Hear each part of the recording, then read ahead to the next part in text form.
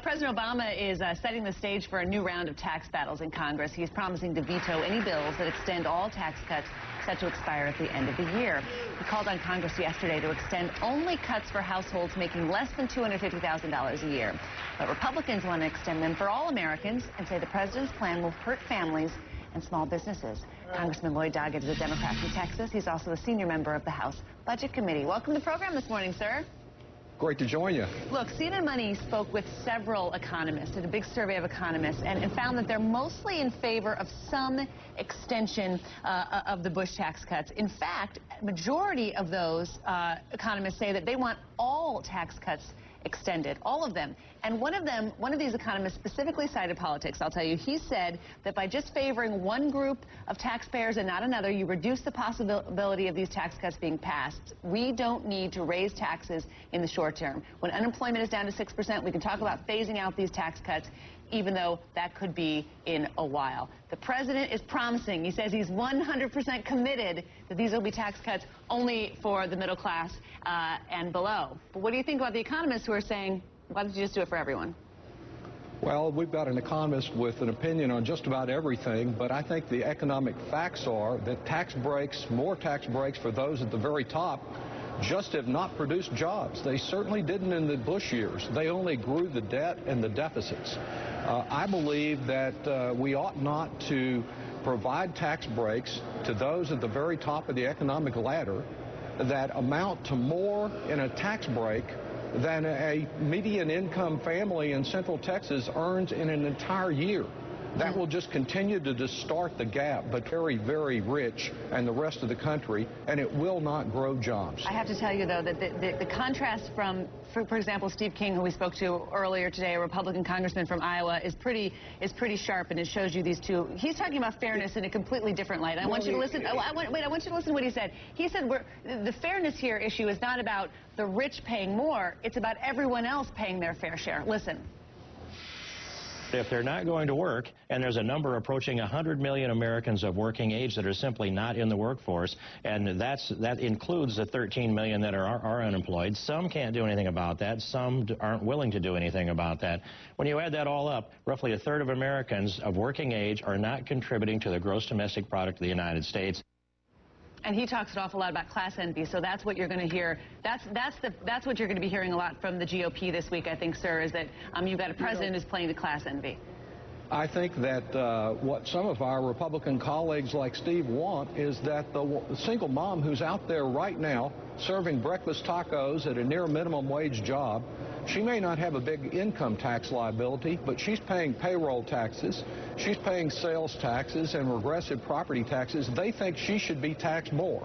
I think we need a simpler and more effective tax code, but that incentivizes work instead of incentivizing more wealth for those at the very top of the economic ladder. You can call it class envy.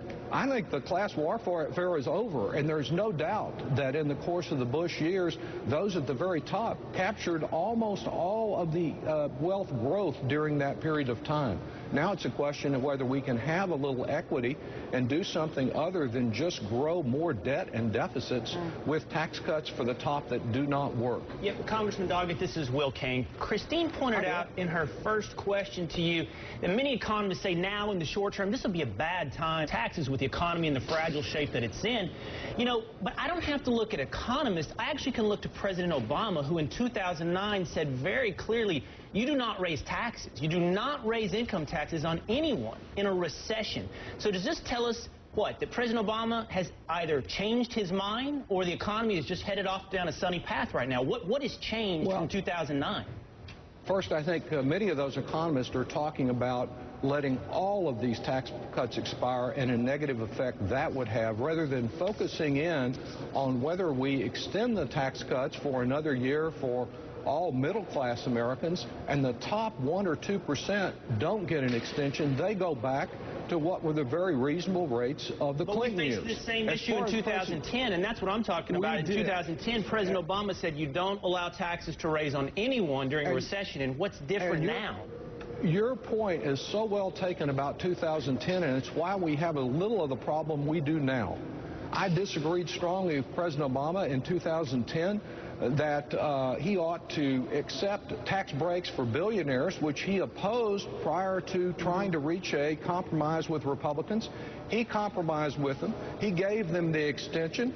And what benefit has it had to us in the meantime? I think very little. I think it's another one of those economic facts that shows that agreeing with Republicans on more tax breaks for those at the top works. It does not work, and it did not work, and it will take more than speeches and repeating the same old mistakes again to get us where we need to be. Congressman, it's Ryan Lizza. One question about this. As you just alluded to, a year ago, President Obama and Republicans came very, very close to a so-called grand bargain on settling all of these tax, entitlement, and spending issues. If you guys take care of the Bush tax cuts and get that out of the way, isn't that going to harm your ability to do something after the election on a big tax reform piece? I mean, shouldn't you save this and make this part of the bargaining after the election and get the entitlements, get deficit reduction, and get these Bush tax cuts all on the table in one place and get that deal done? Isn't this going to mess that up? That is the way to do it, and as one of my colleagues who's a Republican from Texas said on your program yesterday, he thinks President Obama will give in again, just as he did in 2010, just as he did when Republicans took us right to the brink of disaster in rejecting the full faith and credit of the United States last year. We need all this on at once. The Republican idea of compromise is you agree to what I want and then beg for what you want. That does not mean the kind of effective agreement we need working together here in Washington. I think this is something that will have to be done over the period after Thanksgiving, leading up, and perhaps into next year. Oh, another exciting autumn. I can't wait for all of the, well, I'll be getting hotel rooms in Washington, D.C. to cover it all. I want to ask you a question about outsourcing, because there's rare agreement here between progressives and the far left of the president's party and the GOP this morning. GOP coming out with something called the Obamanomics.outsource.com, pointing out what they call Obama outsourcing. They're saying that Obama policies have cost hundreds of thousands of American jobs because of the growth of Chinese exports. Progressives also criticizing the president on this, although obviously not through this website and this GOP effort. You know, large American corporations, according to the Bureau of Economic Analysis, large American corporations in 2010 added way more jobs overseas than they did in the United States. And there's some criticism that the president hasn't done much on this. Well, I think we do need a more effective policy directed at those corporations like General Electric that sometimes pay less rate than the employees that clean up the corporate board offices. The CEO of GE is giving personal advice to the president. He runs the President's Competitiveness Council. He's certainly my choice to do that job because he's an expert in exporting revenue and jobs. So that's an area that I take a little different stance on. I've sponsored legislation for the last many years to reduce the incentives for corporate export of jobs. Of course, our Republican colleagues are talking about eliminating taxes on these overseas operations. That will be an incentive to export even more jobs. We do need to look at the outsourcing of our tax revenues. That's increasing the burden on small businesses and driving up the deficit, and it leads to the outsourcing of more American jobs. Comprehensive tax reform. Maybe 2013 will be the year after, what, 19 hearings this year, and after all of this fighting over the debt ceiling and the Bush tax cuts. Maybe then you can you do it next year? Let's hope so. For some people, corporate tax reform is just another way of shifting more of the burden to small businesses and individuals. If we accomplish reform by keeping the current level of corporate revenue that's coming into the Treasury or increasing it slightly, that would be real reform. But just lowering taxes on those who are already paying so little, that won't work.